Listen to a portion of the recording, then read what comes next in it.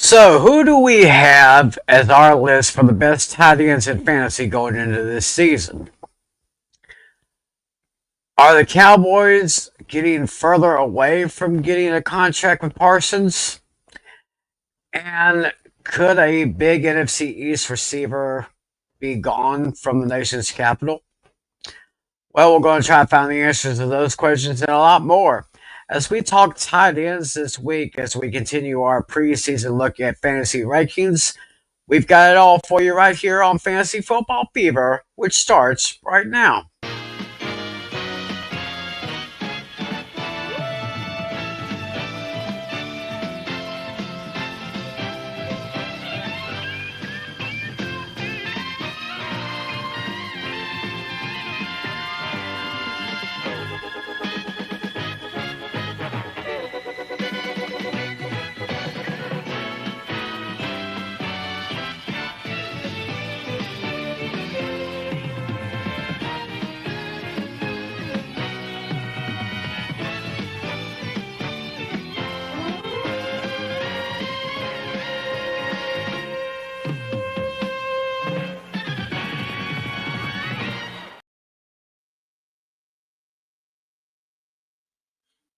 Well, hello everyone. Welcome to another edition of Fantasy Football Fever. Great to have you with us wherever, whenever, and however you're watching. It is Thursday night, July 31st, 2025. Great to have you here. August is just one day away, which means training camps are in full swing. And as a matter of fact, the Hall of Fame game is going on right now as we speak, which is right now is at 10:47 Eastern Time, which would be 94.7 where I am at. And of course, the big jumbo jet 747, where our good friend John Natale is, our league commissioner. Yep, that's right. And of course, over on the East Coast, the host of Hooked on Sports, John Flynn. How are you doing, guys? It is good to be here, and actually good to be home for the entirety of an episode. So I'm ready. I'm fired up about that. So we can continue on. I'm excited to see some of the debate with the tight ends because based on our list, it's going to be very interesting conversations and arguments regarding some of these rankings. And it's going to be very interesting. Hey, we have someone checking in with us, wanting to say hello to us. That's one of our fantasy players in our league, Mr. Alex Putnam, A Pizzle 90. Hey. Hey, Alex. I can't wait because the end we're now less than a month away from fantasy draft night. That's right. Yeah, 29 days. Yeah, 29 days away. Once again, we remind you our fantasy draft special, our season premiere, August 29th, Friday night, 9:15 Eastern, 8:15 Central. Yep, 4 weeks from tomorrow. Very exciting. And of course, with the season coming up, which means A Pizzle, LC, and yours truly, we'll have the Pain and Game Pick'em show on Wednesday nights, 10 Eastern, 9 Central, on youtube.com/apizzle90. That's the channel that's going to be featuring us there with the Pain and Game Pick'em show. But there's still a lot to do between now and then. What's that? August 27th, the first episode. August 27th, yeah. First episode of the new season for Pain and Game. Thanks for the info there, Alex. Be sure to mark that on your calendars, folks. Like I said, we got a lot to talk about between now and then, and we have some good stuff to talk about tonight. So we're just going to go into the main headlines. Of course, what we call the hot topics of the week right now. And I guess we'll start where everyone does. We'll start in Big D, where the big D in Big D stands for drama, of course, because it's basically a weekly soap opera with these guys. Might as well call it the young and the senseless, if you know what I mean. Mm-hmm. So it seems like they're nowhere close They're nowhere close to signing their star player, Michael Parsons. Mm. And that's all I'm going to say about that. But even though they did not sign their star defenseman, they did this week sign their star tight end, Jake Ferguson, to a 4-year deal, $52 million extension with a $12 million signing bonus and $30 million guaranteed. So, Cowboys signed their tight end, but still, their top defensive players, ever since he came into the league, is still waiting and waiting. I, I, I, I, I can't. What I've always said about Jerry Jones is that the one thing that is for sure about Jerry Jones He does is that Jerry Jones things. nothing is for sure about Jerry Jones. Mm-hmm. I mean, I just don't get it. I mean, he stretched it out with CeeDee Lamb. Of course, last year he stretched it out until the 11th hour and the 59th minute before the season started last year to get Dak signed. Oh, my goodness. Yeah, go ahead. I was going to say, if he wants his glory hole, he better get it right now while the getting's good. So, yeah, but I also think it's worth discussing Jake Ferguson, because Ferguson was a 4th-round pick in the 2022 draft, and he had an excellent season in 2023. He finished just the number 9 tight end in fantasy rankings, 71 catches, 461 yards, 5 touchdowns. But last year, yeah, he was shut out from the end zone. So I think with and mind you, most of his good games last year were when Dak was still around. He had 15 point his season high in PPR was 15.5 in the Baltimore game. We had 6 catches for 95 yards, and then when the Cowboys quarterback situation fell into flux, that's when his production really tanked. So I do think Ferguson deserves some credit for the work that he's done to get to this point. And this year would have been a contract year for him. So I feel like that's kind of what the priority was for Dallas, to make sure that they didn't forget about him. Obviously, the Micah Parsons situation is still very much hot and heavy, but I think that's where the Cowboys are at. But there was there was a big scare though in Cowboys camp on Monday as last year's 1st-round pick Tyler Guyton suffered an injury in practice because he was a little banged up with what they thought was a season-ending knee injury, but it did not turn out to be a torn ACL. So yeah, he's probably going to be out 4 to 6 weeks. So now you got to see if he's going to be ready for week 1, because you can't have, with that coming off an injury, you can't have the left tackle be an issue. Oh, definitely. And let me tell you right now, all of us Cowboy fans are breathing a sigh of relief right now. Because, I mean, it could have been worse. Originally, it was probably going to be a torn ACL, which means he probably would have missed the rest of the season. But it's only going to be about 4 to 6 weeks, so he probably may or may not be able to start maybe week 1 or week 2, but hopefully he'll be ready to. Yeah, and remember the Cowboys play that Thursday after Labor Day, so it's going to be their season is going to start before everyone else does. The Cowboys and the Eagles. Yeah, Cowboys and the Eagles on opening night. That's going to be a big one right there. So we go from Dallas. Let's stay in the NFC East. Let's talk about your Giants, guys. Malik Nabers has a toe and a shoulder problem, so he may be likely to be out hopefully not too long because I kind of predicted a little upswing for Malik Nabers. I think he might do a little bit better this year. So I mean, if I wasn't so concerned about the toe issue, I would have ranked Malik Nabers higher than I did.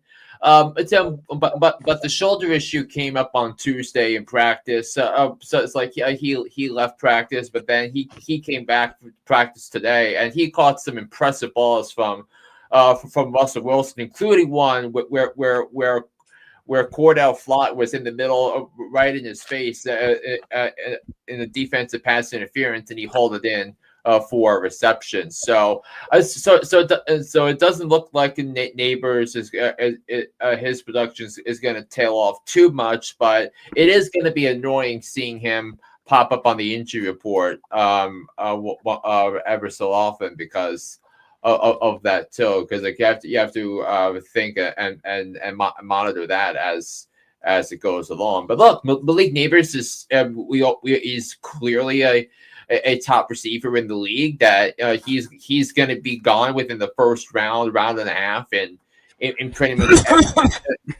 much every normal fantasy draft this upcoming season. So I think that's and with no real with no real competition for the backup receivers. I mean, the Giants have Wan'Dale Robinson and Jalen Hyatt competing for reps for the WR2 spot. So that's what it is. But I think it's also refreshing that players on the team are raving about Russell Wilson and his leadership abilities, which I kind of find rather striking. And it is such a drastic difference between what the Giants quarterback room was this year versus what it was last year. Last year it was Daniel Jones, Drew Lock, and Tommy Cutlets. Now it's Russell Wilson, Jameis Winston, Jackson Dart. I mean, Jackson Dart's been a little inconsistent, but it looks like he's having a decent camp so far. All right, that sounds good. Predicting good things for Malik Nabers this season here. Um, Another bit of business here in the NFC East. Commanders wide receiver Terry McLaurin, he reported to camp, I think it was yesterday or the day before, but now word comes out of camp that McLaurin is actually requesting a trade. Ooh. Yeah, I did not see this coming. I mean, honestly, Natale, I really can't be surprised because if you look at all the stuff that's come out with the McLaurin's agents and all of that and the Commanders that said that both spots are in a really tight situation because Terry McLaurin is coming off his best year as a receiver, thanks to the high level play of Jaden Daniels and now he wants $33 million a year, which is more average annual value than what Garrett Wilson got with the Jets. I mean, Garrett Wilson signed his a long-term extension a couple of weeks ago, and he is averaging $32.5 million a year. So McLaurin wants to beat that. So but which does bring up questions. So like, which teams make a lot of sense for Terry McLaurin? Ooh. I mean, maybe consider. Ooh, I think I might have one. Maybe considering the injury status and suspension status, maybe the Vikings. Yeah, I mean, it could make sense, but I don't. But then you're probably gonna have to trade Jordan Addison, who doesn't seem tradable right now because right of the suspension. But right, I mean, if you're the Patriots, are you picking up that phone right now? Ooh, good one. Maybe. Very true. Yeah, they don't really have many options. Don't have any. There's a distinct possibility that New England could pull the trigger, I guess. I mean, they have a even with all of the big names they signed in free agency, there's still a big issue there at the wide receivers. So right now, the Patriots starting receivers projected are Stephon Diggs, Demario Douglas, a 6th-round pick, and Kayshon Boutte, who was also a 6th-round pick in 2023. So, yeah, it's and then other backups they have Matt Collins, Kendrick Bourne, that their 3rd-round pick this year, Kyle Williams, who is a 3rd-round pick from Wazoo, Washington State.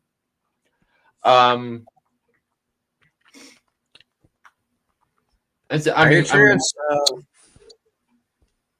I'm thinking of maybe another team that could use a good tight end, or a good wide receiver like San Francisco maybe, because they all have issues right now with their receivers there. So it's maybe I remember that Adam Peters came over from San Francisco, so maybe would he bring back guys he was familiar with during his time as the assistant GM for John Lynch in San Francisco. Could be. Interesting point right there. We have a couple of notes that carry from Bengals camp.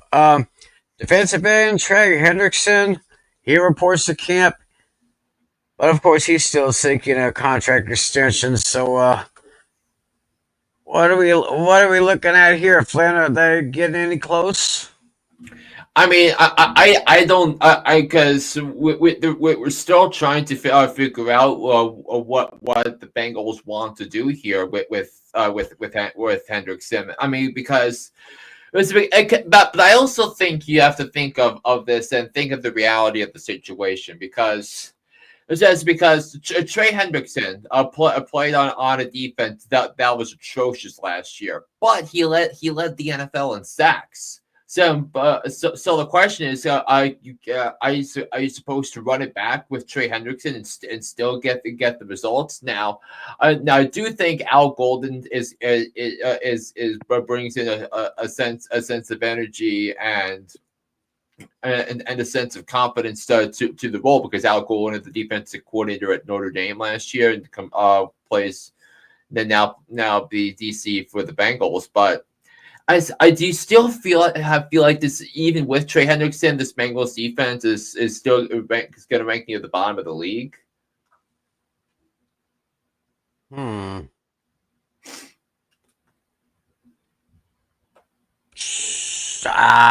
the Bengals, I could probably see them finishing maybe 3rd in the North.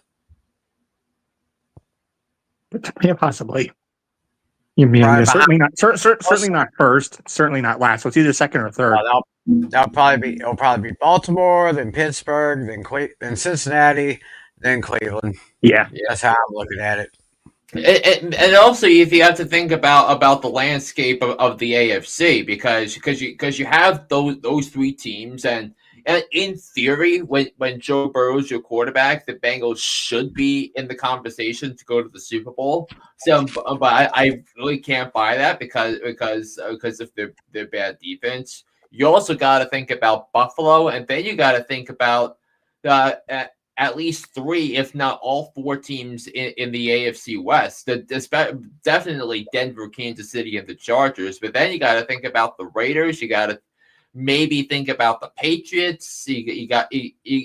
So if for some miraculous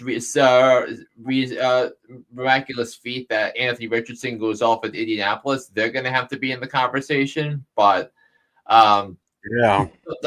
So based on the 7 teams that we already have, again, Baltimore, Pittsburgh, Cincinnati, Buffalo, Kansas City, Denver, the Chargers, by math, at least 2 of them will miss the playoffs. That sounds very possible.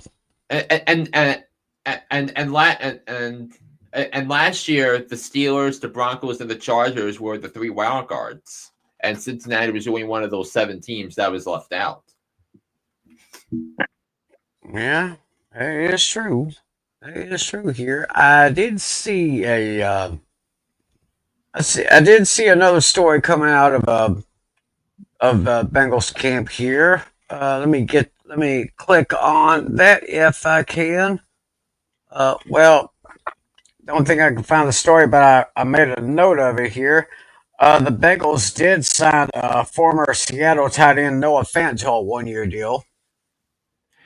Yeah, I mean we'll have to see how that's going to fit in, but I don't know how much it's going to play a role into what Cincinnati has because they do have Mike Gesicki is their starting tight end it's at the moment, so so I think what is going to happen here for Cincinnati is it's just going to have to be some protection for um, in case Gesicki gets hurt, and Gesicki had had a rather decent season last year. If all things considered, he finished last year as the 15th ranked tight end in PPR, 19th ranked in standard settings, and he did have some good games last year. He had a 2 touchdown performance against the Raiders last year in week 9, where he finished as number 1, and then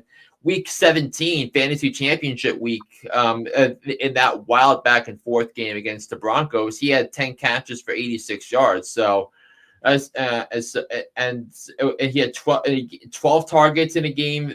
He had 2 double-digit target games last year, and the Bengals won both of those games. He had a 9-target game. It was 2 9-target games.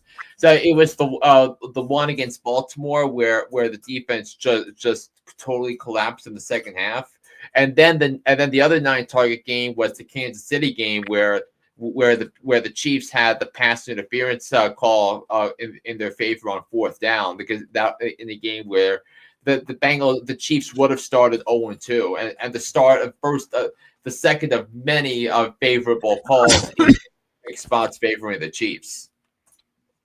Right, so look like I would say Gesicki is pretty safe with his starting position right there. So yeah, and then we also have 2 more topics we need to discuss before we get into our rankings. So now you look at something about Joe Mixon, the running back of the Houston Texans. Now, so there is a real possibility that Joe Mixon will miss the first week of the in the first week of the season because of an injury. That in fact Mixon is currently sidelined due to a foot injury because he suffered it during the offseason and during the offseason program that he was on. And Joe Mixon ran for 1,000 yards last year, but weeks 12 to 18, his production kind of tailed off. So that means, is it really Nick Chubb season for the Houston Texans? I don't know. I mean, Nick Chubb is a great running back, but it's just his history with injuries for the last couple of years that kind of bothers me a little bit. Yeah, so the depth chart for the Texans: Joe Mixon, then Nick Chubb, Dameon Pierce is the 3rd-string running back, who was 4th-round pick a few years ago. He's in a contract year, so so those are that. So you'll have to imagine that Nick Chubb is going to be someone that's going to be drafted as absolute best a potential flex option, if not definitely going to be on someone's bench at the start of the season. Yeah, something to definitely keep an eye on there with the Mixon injury right there. Nick Chubb could be like Flynn just said, a good viable flex option there right there. Another injury, Ravens tight end Isaiah likely will miss approximately 6 to 8 weeks with a foot injury, so that's gonna take away one great weapon for Lamar Jackson for a little while.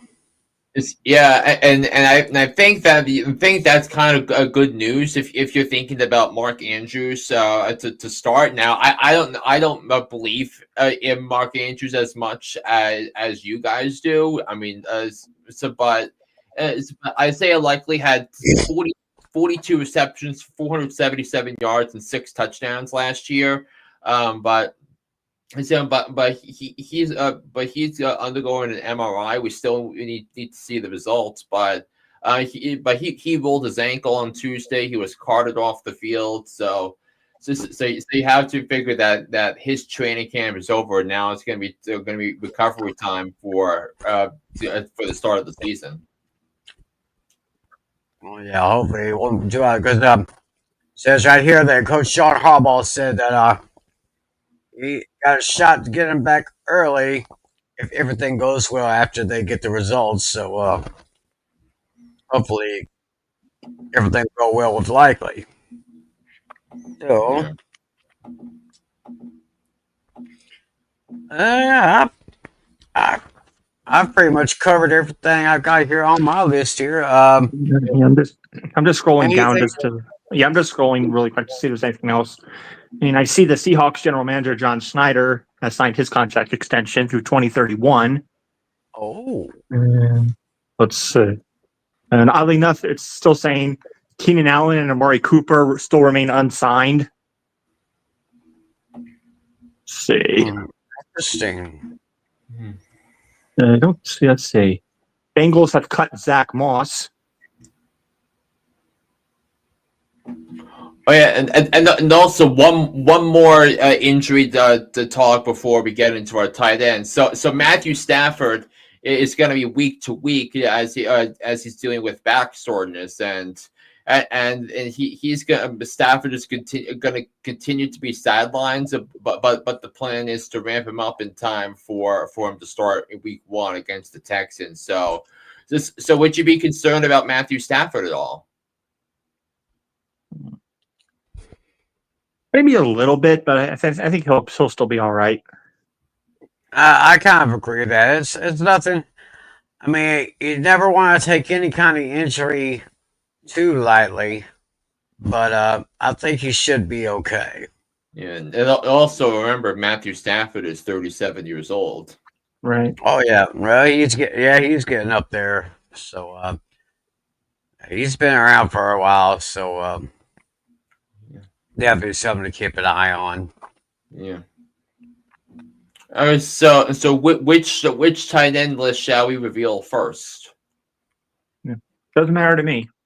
All right. So do you want to do yours first? All right, sure. Why not? All right. So here it goes. So the first list we're going to reveal is that of John Natale. So here we go. Break it down. Yeah. Well, yeah. 1 and 2 were super close. So yeah, these are kind of interchangeable, so it can really go either way. But yeah, Bowers had an amazing rookie season, and he was pretty much my league winner. He led me to the victory in my for the very first time as a fantasy winner. So I put him at number 1. Yeah, Trey McBride number 2. I mean, yeah, if McBride had more touchdowns than Bowers, then probably would have been him. But I can honestly see either one at number 1. Yeah, I think George Kittle looking for a bounce back season. He's probably pretty much the leader on this team now since the Niners are falling apart. So I could safely put him at number 3. I mean, Laporta had a down year this past season, but he's still a top 5. And then here was my switch earlier. I initially had Evan Ingram at number 5, but I'm like, I think that's a little too high. That's aggressive. But yeah, considering Hawkinson's going to get a good bulk of the targets to start the year with Addison facing an impending suspension, and who knows what's going to happen with Justin Jefferson. At worst, TJ Hawkinson will be a number 2 target. So which would lead him to be number 5. Evan Ingram, he's looking for a bounce back. I think he gets it here. Maybe not right away, but he will. Yeah, taking a little bit of a step back is Travis Kelce. Father Time is catching up to him. But it remains to be seen if he still has a lot left. Yeah, pretty much David Njoku. He's pretty much the only player worth mentioning on this dysfunctional team. And I wouldn't be surprised if he gets the most targets and the most touchdowns for them. Yeah, taking a slight step back, but just barely making the top 10 is Mark Andrews. I'm going to give him the benefit of the doubt here with his injuries and stuff like that. I still think he has some stuff left. Here, number 10, I'm actually going to go on a limb here and say Dalton Kincaid. Josh Allen is more of the rushing type and stuff, so he's probably not going to be throwing the ball that much. What's his name? I think the number. No, I'm thinking of the number 2 receiver. I can't pull his name out. So Keon for the Bills? Huh? You're talking about for the Bills? Yeah. Oh, Shakir. Shakir. Yeah, and Khalil Shakir is the number 1 receiver. Yeah. And then the number 2 is Keon Coleman. That's who I was thinking of. Yeah, Keon Coleman. I think somehow, I don't know. It might be a bit of a stretch, but I think Keon Coleman is going to take a bit of a step back, giving Dalton Kincaid more targets. So I could kind of see that a little bit. I don't know why, but it's just a gut feeling. And then coming in at number 11, I'm going to go with Tucker Kraft. Yeah, Packers are kind of like the middle of the pack team, so it's kind of hard to say what they're going to do. Number 12, I'm going to put the rookie right around the center point here, Tyler Warren. I mean, the Colts are looking for a bounce back year with their injury, with Michael Pittman having his injury history. Josh Reynolds, I don't really trust him as a number 1 or number 2 receiver here. So I think Tyler Warren's going to get a bulk of the work. And then number 13, Colston Loveland. The Bears are kind of a bit of a dark horse this season. I think they could very well possibly finish second place in their division, and maybe they're in the mix. I'm going to treat Loveland like the same way I treated like Bowers. Well, maybe won't have a season like him, but pretty close. Number 14, Jake Ferguson. I pushed him back a little bit. Yeah, the Cowboys are a very confusing team right now, so it's kind of hard to say where Ferguson's role is going to be. So I figured I'll just put it middle of the pack just to play it safe. Yeah, number 15, Dallas Goedert. Kind of the same approach. I mean, he got some work last season, but I think he hit some time too, so that kind of remains to be seen. So I'll put him also in the center to play it safe. Number 16, yeah, Kyle Pitts. Yeah, who knows what's going on with him? I think this is pretty much his last chance here if he wants to get re-signed with the team. I think this is his last year of his contract, if I'm not mistaken. Yeah, because he was drafted in 2021, and last year the Falcons picked up his 5th-year option. Yeah. This is year 5, if I remember correctly. I think it's like first season. I think he had 1 touchdown, then he had 2. I think then he had like 1. He's like all over the place. If I remember correctly, I think the most touchdowns he had in 1 season, I think, was 3. Yeah, I'll actually pull up it because I actually have my old laptop that's still functioning. So nice. So in his rookie season, he actually had 1,000 yards receiving as a tight end in year 1 receiving touchdown. Yeah, that's what I thought. And then next season was 2, right? Yep. Yeah, and then 1 again, right? 1, 2, 1. Nope. 1, 2, 3. 3. Right. And then last year 4. 1, 2, 3, 4. Yeah. So if this pattern continues, will he get 5 touchdowns here? We'll see. But I'm not. But I mean, in his rankings from because 2021, it was because that was the year before they drafted Drake London. So right. he had 110 targets in year 1. He finished 6th among tight ends, but then the following year he got hurt. I fell all the way down to 33, and then 2023 he finished 13th, and 2024 he finished 15th. And you are projecting him at 16th. Yeah. So I mean, I'll put him in the middle of the pack here for now. But I mean, if he has 5 touchdowns, I'll be surprised considering this team is all over the place, and he doesn't get a lot of targets. But when he gets targets, he gets touchdowns. So it's basically a touchdown or nothing. And then let's see. And then at 17, I'm going to put Hunter Henry there. Yeah, the Patriots actually, I think they somewhat look decent this season. I think they're in contention for a wild card spot this season. And then let's see. Number 18, I think I'm kind of regretting it now. Yeah, I completely forgot about their rookie. I think he's going to get a lot of targets. Territora, something or other. He's going to. Yeah, so Tedor McMillan is plays with the Panthers. Oh, never mind. I goofed that. I'm trying to. I don't know who am I thinking of. So Tennessee, they have Chika Okonkwo. Their backup is Josh Weil, and then they're with their fourth round pick. They drafted tight end Gunnar Helm, a fourth rounder from Texas. No, I'm trying to figure out who their main receivers are for Tennessee. That would be Calvin Ridley and Tyler Lockett. Yeah, and also with the Titans, they released Traylon Burks, the guy the Titans used the first round pick on to replace AJ Brown. So that turned out to be a disaster for the Titans that trade. Yeah, now that I think about it, I think I probably should have moved Chig down maybe a couple spots because I can't see him getting the target share that Lockett is going to get.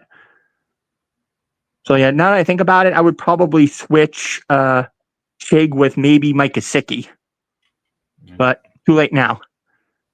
So with that being said, 19, Jonnu Smith, new team, fresh start. I mean, with the Dolphins being dysfunctional right now, it's probably best for him to go to a different team. I mean, the Steelers aren't much better, but I think right now he's safe. He's probably safer there as a Steeler and then a Dolphin. And then number 20, Mike Gesicki. I mean, it's kind of hard to say right now. New team. I can't really put him too high. Can't put him too low either. Number 21, this might be a bit of a shock. Darren Waller. I have no idea how he managed to make it on this list, but he is. I mean, we'll see. We'll see how he does here. It's questionable with all his injuries and stuff like that. But yeah, he's replacing Jonnu Smith, so we'll see what happens. 22, Zach Ertz. I think he should just retire. He doesn't have much left. I mean, I had to try to use every team, so I had to pick somebody. So I picked him. 23, Pat Freiermuth. It's basically boom or bust with him. I mean, he gets his fair share of targets every now and then, but not a lot of touchdowns to show for it. Number 24 might be a bit of a dark horse here, but I'm going with Brenton Strange. But the Jaguars need to improve. They haven't been the same since Trevor Lawrence's rookie season, but we'll see if they have a good connection or not. Yeah, number 25, Cole Kmet. It looks like he's no longer the tight end one anymore, but he definitely still has a lot to show, a lot to prove. He's still a very decent option. And number 26, I was thinking about removing him because of his injury, but I'm going to give him the benefit of the doubt here. If you base off the timeline, 4 to 6 weeks, he's probably not going to miss many games. At most, he'll probably just miss the first 2 games, which means Mark Andrews will definitely have to step up. But should Andrews get hurt again, Isaiah Likely is a nice option. Right, interesting out there. Yeah. So I think it was. So I think Dalton Kincaid. I think last year was in the high 20s, low 30s. So I think what makes you think he's going to be finished ahead of most of these tight ends? Because we have so I think that's one of the few tight ends we have different opinions on. Yeah, I think his target share is going to be a little bit larger this time around. It's just a gut feeling I have. Because Dawson Knox is just not the same tight end anymore. And No, I agree. I agree with that.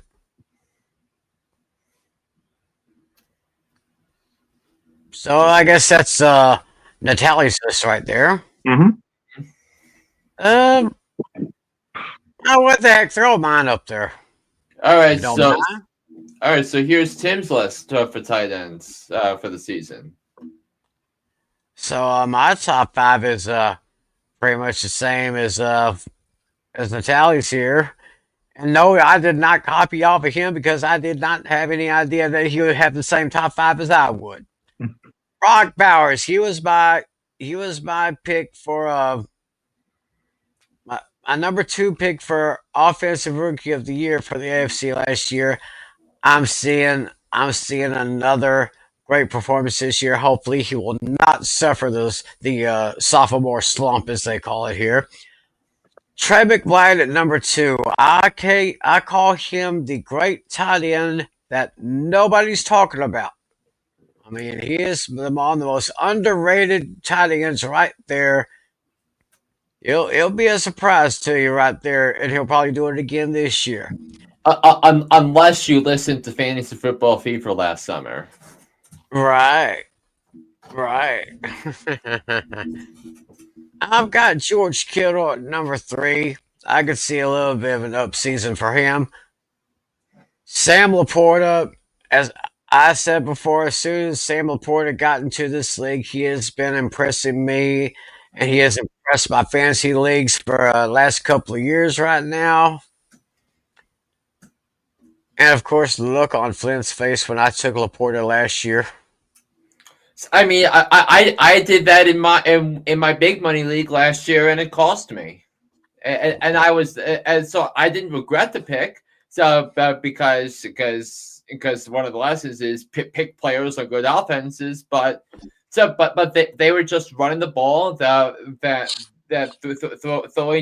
throwing dumb passes to Gibbs and Monty and then Amon-Ra St. Brown was Amon-Ra St. Brown. Now it was Sam Laporta that I missed. That if he was better last season, I would have probably won the championship in 2 of my 3 leagues instead of 1 of my 3 leagues. So I got Laporta at number 4, TJ Hawkinson number 5. Like Natale said, with the situation of Jordan Addison and Justin Jefferson, Hawkinson could get a few more targets than them this year. Travis Kelce, at one time, was the best tight end in the league. I say he's still in the top 10. His numbers went down a little bit, but we'll see how he does this year. David Njoku, also, I believe that he will probably be the top offensive star in Cleveland right there. Mark Andrews at number 8, with the likely injury. Mark Andrews would be a star here. But of course, if Andrews gets hurt, the likely comes in. We'll see what happens with that with that tandem over in Baltimore. Evan Ingram, I have him at number 9. He could make. I think he's probably been a good target for Bo Nick so far from last year. I can see an upswing on this. Watch out for the Broncos. Watch out for them. They were very, very good last year. Possibly an upside. As Flynn may have said, maybe 3 or maybe all 4 teams from the AFC West could make it to the playoffs this year. Strong possibility. That AFC West is going to be very, very entertaining to watch. Tucker Kraft at number 10. He's got a pretty darn good quarterback with Jordan Love over in Green Bay. I got Jake Ferguson at number 11. No, he will never be Jason Witten. He'll never be any one of those guys, but he gets the job done when he needs to. I'm going to go with Colston Loveland at number 12. I think Cole Kmet, as you will see down on the list here at number 26, kind of maybe sliding a little bit. But it'll be just interesting to see what happens there. I'm going to go with Tyler Warren at number 13. Give him the benefit of the doubt. See how well he works with Anthony Richardson over in Indy right there. I've got Dallas Goedert at number 14. Kind of getting up there in age, but I believe he's got at least maybe 1 or 2 good years left in the league, especially with that high-powered Philly offense. Dalton Kincaid, I got him at 15. Seemed like he was getting more targets than Dawson Knox. I had Dawson Knox on my league one year, and then his numbers went down, and Kincaid's numbers went up a little bit. So that's what I'm kind of seeing right there in Buffalo. Hunter Henry, if he could make some connections with Drake May, I see the Patriots having a little upswing of a year. How much, though, remains to be seen. I'll just have to take a look at that. Jonnu Smith with his new team, the Steelers. see how he works out. We'll see how he works out with that new defense right there.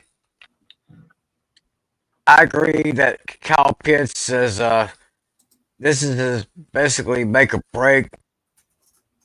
I mean, he was of course the tight end that Jerry Jones had a good look at, but decided to pass on Kyle Pitts and decided to draft Micah Parsons instead. And of course, we all know what happened there. But Kyle Pitts, this is do or die for him. If he doesn't perform, then I could probably see Kyle Pitts wearing a different uniform maybe next year.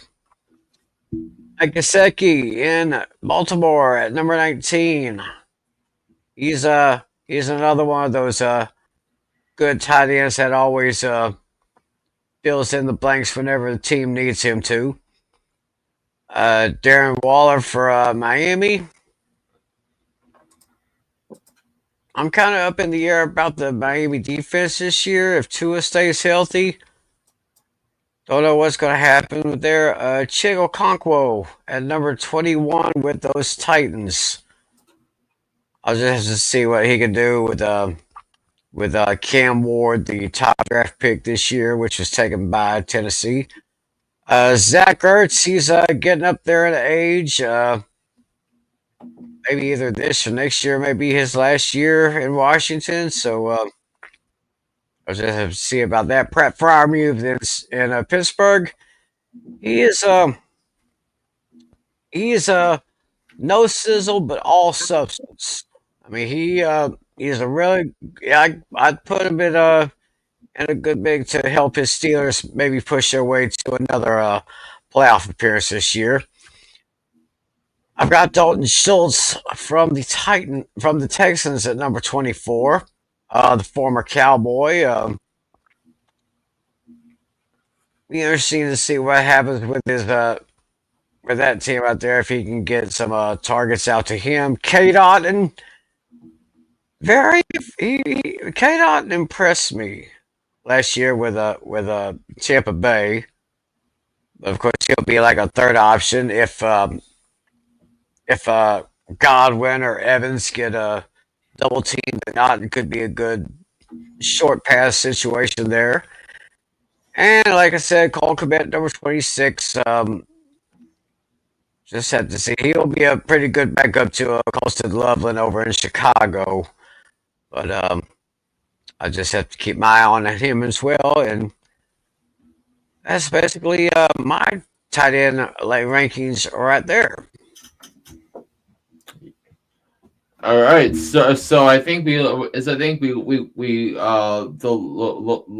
that. So, so you have Jonnu Smith at 17, Pat Freiermuth at 23. So so this seems so like a relative list. So which tight ends did you think were tough to leave out, but you had to leave out?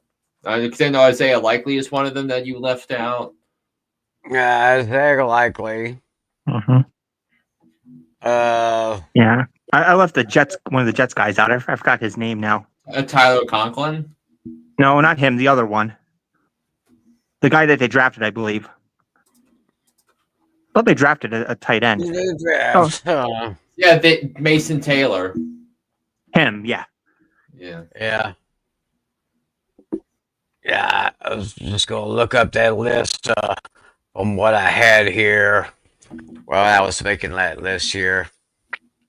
Yeah, there was a few guys that didn't quite really grab me in a correct way. Brenton Strange from Jacksonville.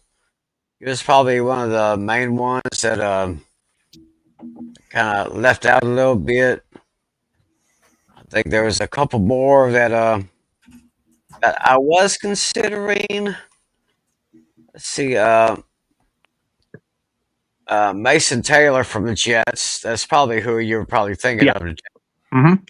Mason Taylor and Taysom Hill from the New Orleans Saints. Oh, that's an interesting dark horse choice there. Maybe. Of course, Noah Fant. I left him off here. Just signed by the Bengals. And who else here? Will Disley for the Chargers, Tyler Higbee for the Rams, and another notable one was Dawson Knox for the Bills. Mhm. So that's basically how my list went. All right. So before we unveil my list, do you want to reveal our trivia questions? Yeah, sure. Oh yes. Yeah, I think all of us have questions tonight, I believe. All right. Yeah. I have two interesting ones, and I know that, for one of them you'll appreciate the answer, Tim. So yeah. I already have mine on my screen right here. Yeah, might be a clue. That might be a clue. So I guess I'll start with mine here. This will be a very, very interesting question. I try to make it as easy as possible here. So this weekend, Antonio Gates will become the 10th tight end to be inducted into the Pro Football Hall of Fame.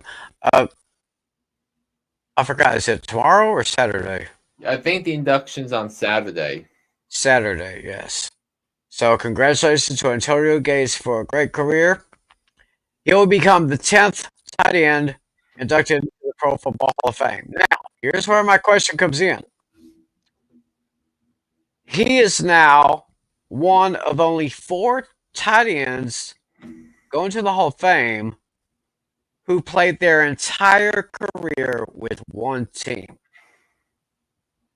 So the question is, can you name any one of the other 3? Oh, yeah, I think I can. Yeah, I already have one name in my head. I'm not 100% sure though if he was on the same team every time, but I'll hold that thought for now. Mm-hmm. Yeah, I had one in mind, but then I think he played for 2 teams, so that one's out. So I'll have to consider that. All right. Okay. So who wants to give theirs next? Okay, so I go next because I have a couple of them. So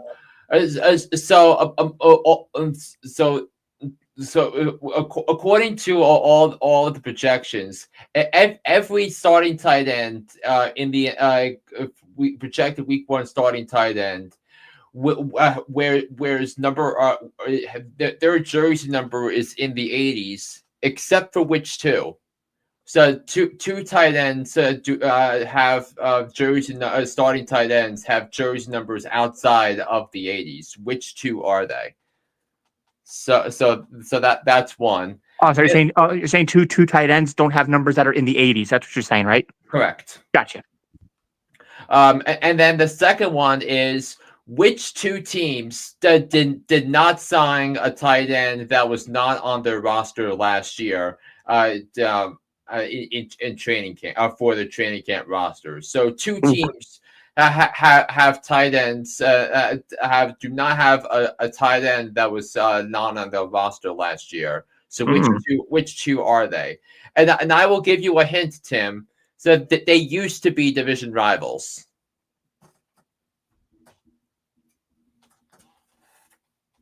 So those are my 2 questions. It's now Natale's. All right.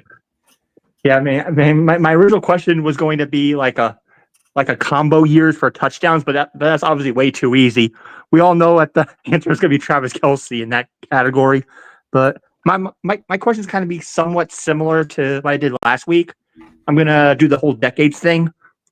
We're gonna go from today's date, July 31st, 2015, to today's date, July 31st, 2025. Which tight end has the most touchdowns in a single season for one of those 10 years? Oh God! From when? 2015 to today. From 2015. Which tight end had the most touchdowns in a single season among all those years? And I'm feeling generous today. I'm going to help you guys out a bit. I may have a name.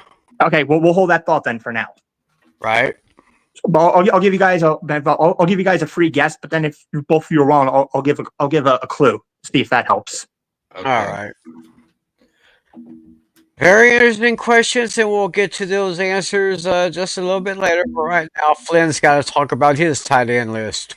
Yeah, and I mean similar to Tim's, because you can really say that the rankings have a 1 and a 1A between Brock Bowers and Trey McBride. I screamed Trey McBride all of preseason last year, and he wound up having a great season, despite the fact he didn't catch his first touchdown of the season until week 17. So I thought that was the most perplexing part of his season. But I do think Trey McBride is going to have more than one touchdown reception this season. I'm pretty sure for that. So, and Brock Bowers, but I put Brock Bowers slightly ahead because you have the upgraded quarterback in Jonnu Smith. Because the Raiders had very little in terms of the tight ends of the quarterback stuff last year. I mean they were throwing out Gardner Minshew at times last year, so that was not a part of the realm of things. So those two, and then George Kittle basically being the number one target for Brock Purdy this year, so he's at number 3. Numbers 4 through 8 are pretty tightly bunched. So if there was a tier for the next 4, the next 5, they're pretty in the middle, or around the same wavelength. So Sam Laporta, T.J. Hawkinson, Travis Kelce, Evan Ingram, David Njoku. So I think it would be imperative that to have one of the top 8 tight ends in your league this year, because I think the drop off from Njoku to Goddard is I think pretty staggering. Now I am a little bullish on Dallas Goddard this year because I think the Eagles are going to throw the ball a little bit more this year than they did last year. And I think Goddard is going to have more targets, and again he'll be able to try and get some targets when AJ Brown or Devontae Smith aren't there. So I'm going to put Goddard at number 9. I do like Jake Ferguson at number 10, just fresh off his contract extension. The contract extension this week. He did come in last year, 2 years ago, as the 9th ranked. It's as the 9th ranked quarter. Tight end. Last year he dropped because he got hurt as well. But I do think in the Cowboys offense is probably going to have to generate 400 yards of offense a game. I think he's going to get a chunk of it in the passing game. Tucker Kraft is going to. I have him at 11th. He's actually been the consistent marker for the Green Bay Packers in all of this. So I think so if you can try and get some value for Tucker Kraft, and last year he finished 8th among he finished 9th among tight ends, 50 receptions, 707 yards, and 7 touchdowns. So it's actually not bad. So then Mark Andrews is at number 12. I do think, despite that, I think he's going to take a bit of a step back this year because remember the Ravens also added DeAndre Hopkins to the roster, so I think he's going to get steal some of the targets from Andrews. Tyler Warren is at number 13. I thought Warren was the perfect fit for the Chicago Bears, but I think the Colts had to be celebrating that Warren fell to them at 13. There was a possibility that he was going to be at possibly the 7th pick of the draft. He fell all the way to the Colts at 14. Kyle Pitts is at 14. I think I'm just looking at some of the stuff I'm seeing for Falcons training camp. I think he's going to be a little bit better than people anticipate. Brenton Strange is number 15, believe it or not. So it's pretty bold of me because Natale has Strange at 24, while Tim completely left him out. But I think it comes down to this because Evan Ingram is not walking through that door in Jacksonville. And I think this is an opportunity for Brenton Strange, who is somebody that Liam Cohen has said he really likes, at 15. So with it there, so I feel like he's gonna have a breakout season this year. Zach Ertz is at number 16, and I have him ranked higher than most of you, because remember, Zach Ertz finished the season last year as tight end 7 in PPR settings. And remember, if the Terry McLaurin situation is if he can't go, you're looking at Zach Ertz maybe as a big target hog for Jaden Daniels. So Zach Ertz is at number 16 for me. Dalton Kincaid is at number 17. I think I still think this is going to be the Josh Allen show, and I think the Bills will continue to put an emphasis on running the football, which kind of what drove them to the AFC Championship game last year. So I'll put Kincaid at 17 for the time being. Colston Loveland is at 18. There's a good chance he's going to prove me wrong, because remember, it's a Ben Johnson offense, and remember Sam Laporta's season with Ben Johnson as the OC in Detroit. So he's at 18 for now, but I would not be surprised if he finishes ahead of my expectations. I have Hunter Henry at 19, Cade Otton at number 20.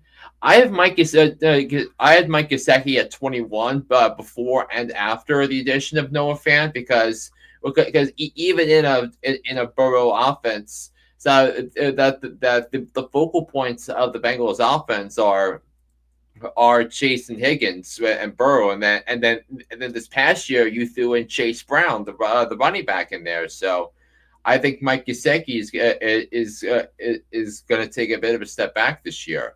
And then the two Steeler tight ends, Jonnu Smith and Pat Freiermuth, were both in the top 10 in PPR points last year. And now that they're both together, and with Arthur Smith running the football, it's going to be difficult to figure out where they're going to go. We'll probably have a better picture of the Steelers tight end situation as we get deeper into the season. But again, Arthur Smith did something like that in Tennessee in 2019 with Jonnu Smith and Delanie Walker, and it worked. So now the question is it how the tight end target is going to be utilized? So I would put them in bubble wrap for the time being. I don't know if they'll be drafted, but we'll have to see what that tight end situation is like when the group breaks from camp. I have Darren Waller at 23. I do have Tyler Higbee at number 24. Tyler Higbee is on my list, and neither one of you two have him on your list. And I'm at and like the thing is, like, I do think Tyler Higbee. I think he's being vastly underrated this year. I think because Higbee plays a big role in the Rams offense. He just came back from injury last year, and I think he's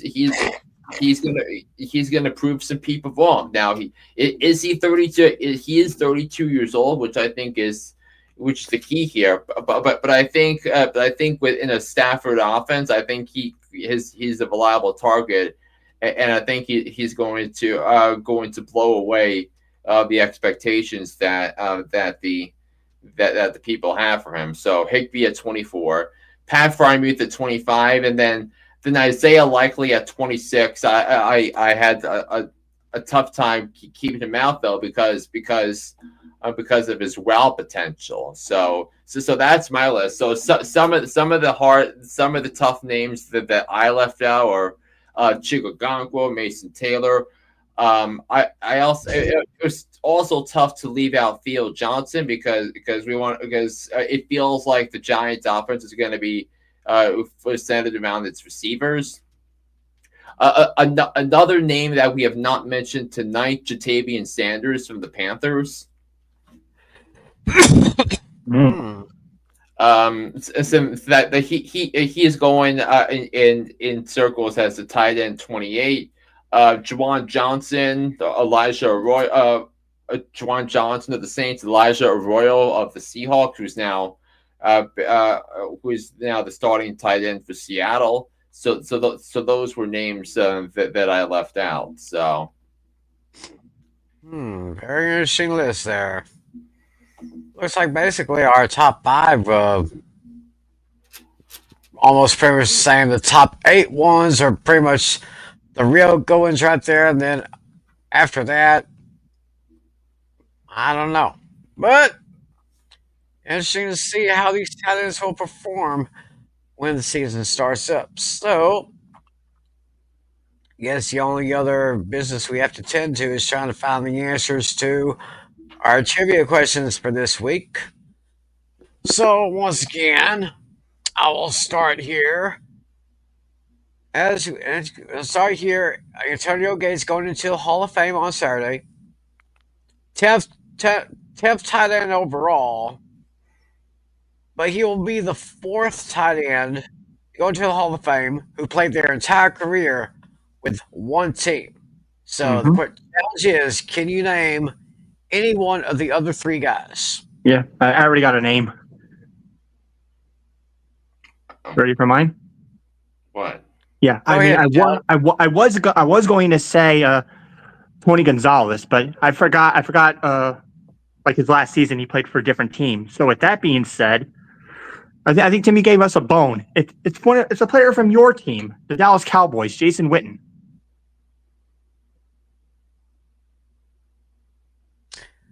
Flynn, what do you say?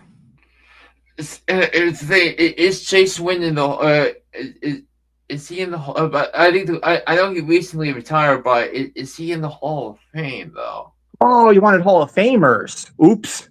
Yeah. It's 4 tight ends that are going in the Hall of Fame. 4 tight ends in the Hall of Fame their entire career with one team. Antonio Gates is one. Yeah, never mind. I misunderstood your question. So it's all up to Flynn now to salvage it then. Yeah, I misunderstood your. I'll tell you what, Natale, I'll give you another shot after I hear from Flynn. Alrighty. Okay, so I'm trying to think of what teams have had a great tight end tradition. I'm let's see. Let's see. This one's a tough one. Let's see. Try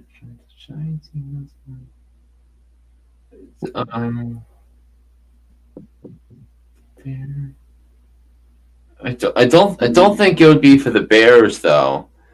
Let's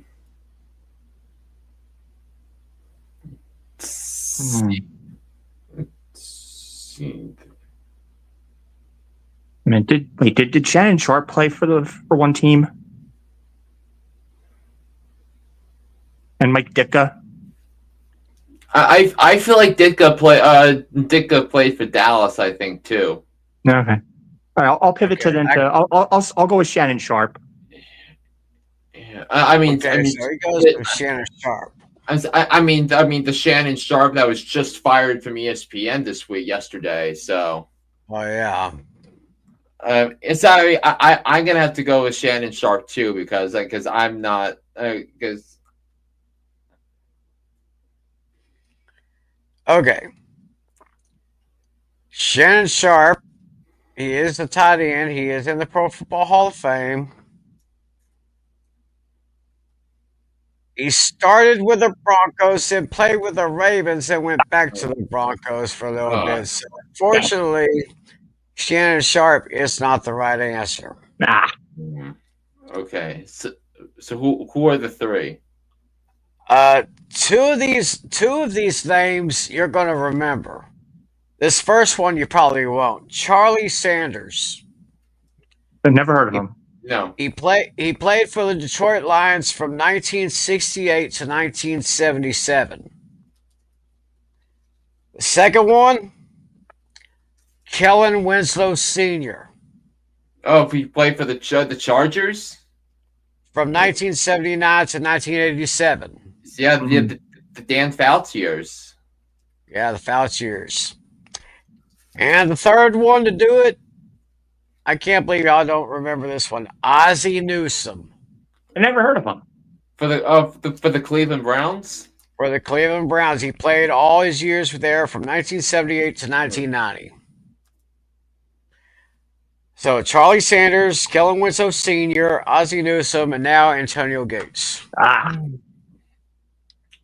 Oh, so for my two questions, are you ready? mm-hmm. So which two starting tight ends, projected starting tight ends, do not have do not wear a jersey number that's in the 80s? Let's see. I do, man. I have an idea, man. I had to think about the players who changed teams. So, I mean, obviously, it's not going to be Kelsey. It's not going to be Mark Andrews. They play with the same team for quite a while. Their jersey numbers are obviously in the 80s. So, with that being said, I'm going to go with a player that changed a team, and that's going to be Evan Ingram. All right, Tim. Uh, So which two do you have? So there's a second one. Well, it's got to be a player who changed teams. I'm trying to think of someone else who changed a team. Damn it. Who else changed teams? We're talking active players, right? active player. Yep. Projected week 1 starters for 2025, and we are living in 2025. I'm going with Evan Ingram, but the second one is Oh wait, actually, I'm going to go with a newly signed player. I'm not sure if he has his jersey number yet or not, but I'm going to say Brenton Strange. So you're going with Brenton Strange and Evan Ingram and his ex-teammate Evan Ingram. So what are you thinking, Tim? it makes sense to me. I mean, I guess they used to play together. So Brenton Strange, Evan Ingram. Okay, so you're locking those in? Yeah. No, lock them in. Okay, so Evan Ingram is correct. He has the number 1 jersey for the Denver Broncos. Okay. Mm-hmm. Unfortunately, you did not get the second player correct. Brenton Strange, he wears the number 85. So the other person I was looking for has been on the same team the whole time, and that's Kyle Pitts. Oh, Kyle Pitts. He wears number 8. It's one of the best selling tight end jerseys in the NFL in the league. Of course. Yeah. So and then my second question is which two teams do not have a tight end in training camp do not have a tight end on the roster that wasn't on in training camp, that wasn't on the team last year.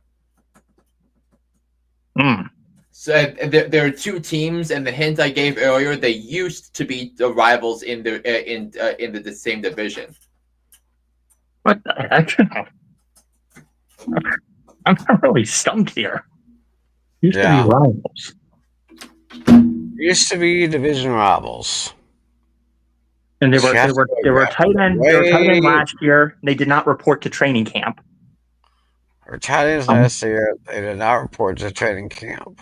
Who the heck on here did not report to training camp last season?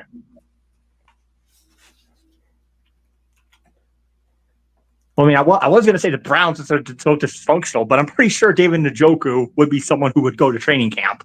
He seems like a training camp type of guy. Oh, but also remember in training camp that there are 90 guys in training camp. So they have like most. I think every team has five to six tight ends that are in training camp, and they usually cut three of them.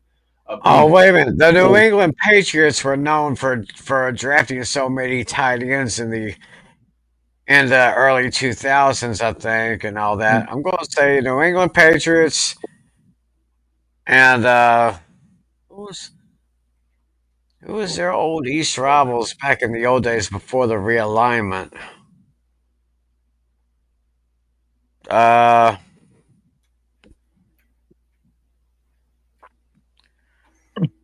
okay. I'm going to say it's the Patriots and the Colts. So you're going to go with the Patriots and the Colts, Natale? Yeah, I like it. Why not? Let's roll with it. So both of you are rolling with the Patriots and the Colts, all right? Yeah, let's roll with it. Yeah. Tim thought of something interesting, so we'll roll with it.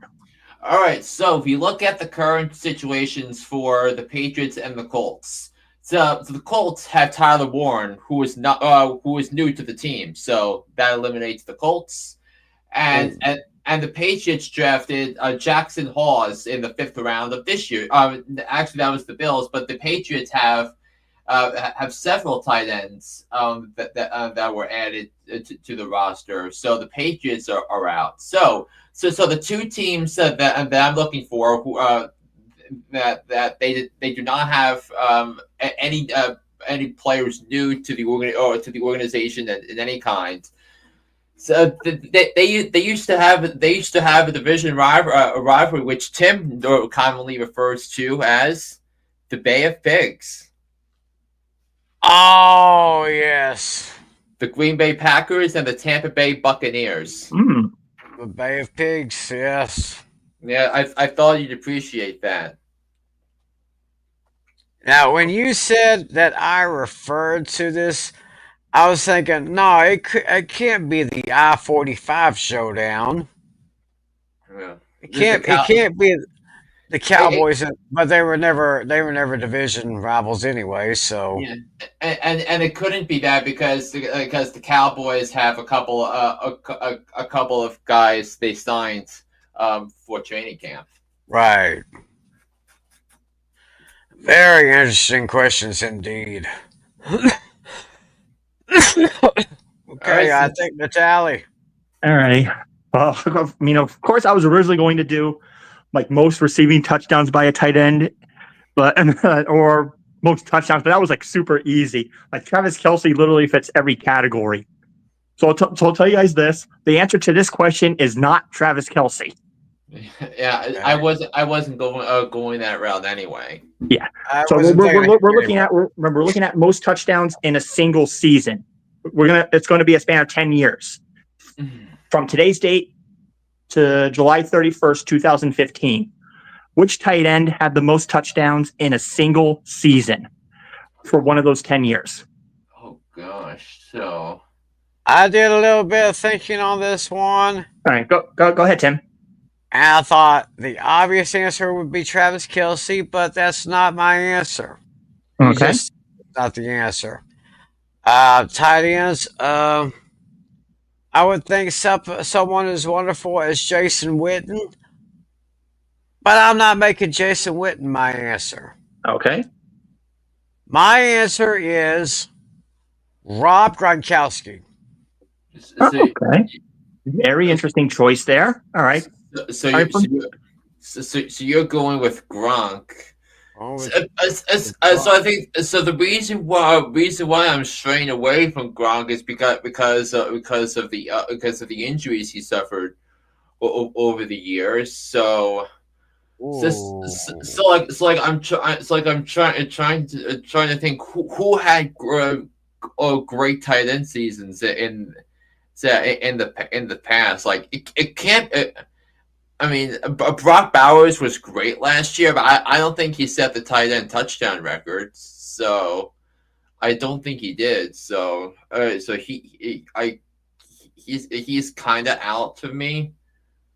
So like I'm trying. If I could give another answer.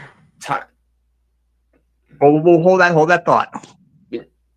Because I did say I would give a clue if both of you were wrong. Tyler Higbee? No, that wouldn't make sense either. So,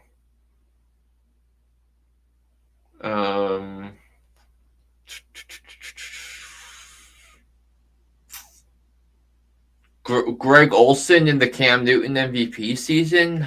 I just don't know.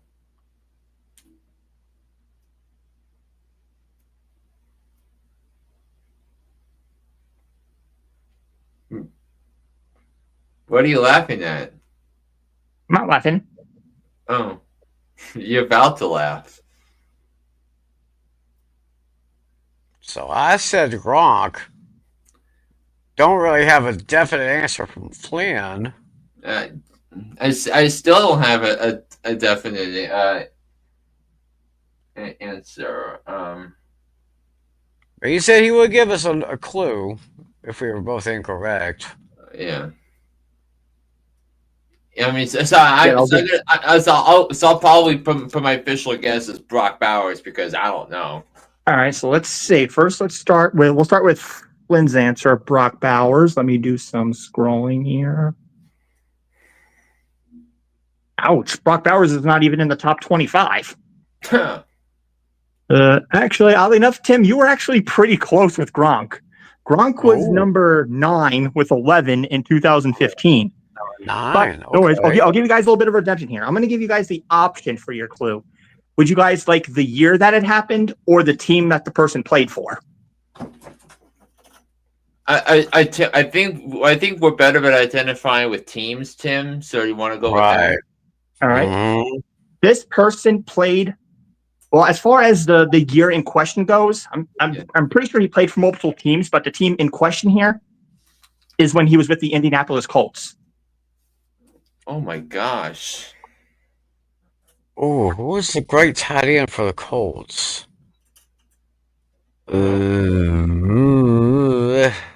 Good God Almighty! If you guys want the year too, I'll give it to you. You guys want the year? I don't know if it would matter if you gave me the year. I'll give you guys the year. 2018. Of course, the last time the Colts made the last time the Colts won a playoff game. And this guy is not active. He hasn't played in a few years. Not active. Okay. Last season was 2021. Good God Almighty! What? How much? Tight end for the Colts.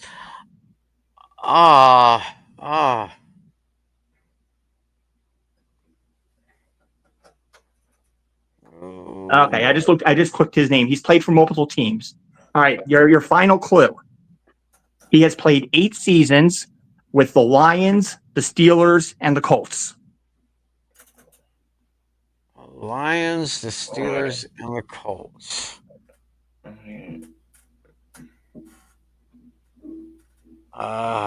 2018, he did it with the Colts. He had 14 touchdowns for that season.